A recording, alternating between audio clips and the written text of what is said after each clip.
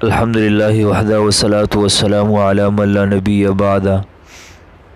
معزز سامعین کرام، اللہ تبارک و تعالی جل جلالہ نے اس کائنات میں مختلف اشیاء پیدا فرمائے ہیں، اور جتنے بھی اشیاء ہیں اللہ تبارک و تعالی جل جلالہ نے یہ انسان کی فائدے کے لیے بنائے ہیں۔ انسان مختلف طریقوں سے ان سے فوائد حاصل کرتے ہیں اور اپنی ضروریات اور حاجات ان کے ذریعے سے پورا کرتے ہیں۔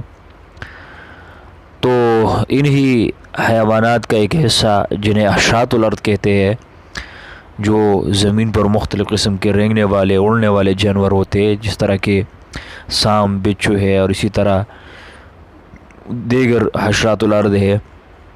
تاہم یہی انسان کو جس طرح فائدہ دیتے ہیں، انسان کے لیے کبھی نقصان کے ذریعے بھی بنتے ہیں۔ تو ان کے نقصان سے بچنے کے لیے آپ کو ایک وظیفہ بتلا دیتا ہوں، صبح اور شام اس عمل کو کرے، انشاءاللہ جتنے بھی موذی جانور ہے، حشرات الارض ہے، ان سے حفاظت اللہ تبارک و تعالیٰ عطا فرمائے گا۔